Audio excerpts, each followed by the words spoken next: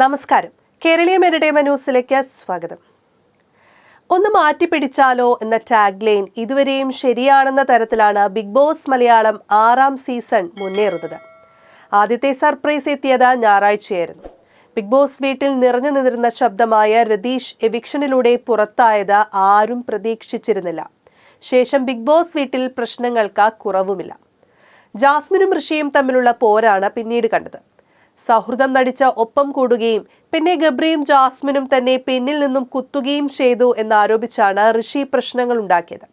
ഋഷി Jasmine വിഷയം വലിയ ചർച്ചയായതിന് പിന്നാലെ എല്ലാത്തിനും തിരികൊളുത്തുന്നത് അൻസിബയാണെന്നാണ് പ്രേക്ഷകരുടെ കണ്ടെത്തൽ.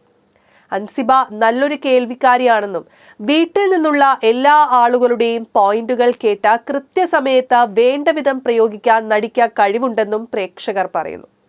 ഇപ്പോഴിതാ അൻസിബയുടെ മൈൻഡ് ഗെയിമുമായി ബന്ധപ്പെട്ട ബിഗ് ബോസ് ആരാധകരുടെ ഗ്രൂപ്പിൽ പ്രത്യക്ഷപ്പെട്ട പോസ്റ്റാണ് ശ്രദ്ധിക്കപ്പെടുന്നത്.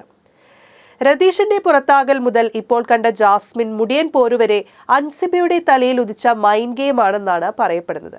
അൻസിബ എന്താണ് ഇതുവരെ ചെയ്തത് എന്നാണ് പലരുടെയും സംശയം. ഈ സീസണിലെ രതീഷ് കുമാറിന്റെ പുറത്താകൽ മുതൽ മുടിയൻ ജാസ്മിൻ ഫൈറ്റ് വരെ ഈ മുതലിന്റെ തലയിൽ ഉദിച്ച മൈൻഡ് ഗെയിം മാത്രമാണ്. ബിബിയിൽ ആരും നല്ല പിള്ള പട്ടം വാങ്ങാനല്ലല്ലോ വന്നത്. തല വർക്ക് ചെയ്ത് വ്യക്തമായി എല്ലാവരെയും പഠിച്ച പതിയെ പതിയെ ഗെയിം മുന്നോട്ട് കൊണ്ടുപോവുക, അതാണ് അൻസിബയുടെ ഇതുവരെയുള്ള ഒരു രീതി. ചുമ്മാ അടിയും ബഹളവും കണ്ട് ആസ്വദിക്കുന്നതിനിടയിൽ അൻസിബ എന്ന ലിസണറെ നിങ്ങളൊന്ന് നിരീക്ഷിക്കുക. അപ്പോൾ കാണാം ഒന്നൊന്നര മൈൻഡ് ഗെയിമറെ എന്നാണ് കുറിപ്പിൽ പറയുന്നത്. കുറിപ്പിനെ അനുകൂലിച്ചുകൊണ്ടും പ്രതികൂലിച്ചുകൊണ്ടും നിരവധി ആളുകളാണ് സോഷ്യൽ മീഡിയയിൽ പ്രത്യക്ഷപ്പെടുന്നത്. Entertainment desk, Keraleeyam.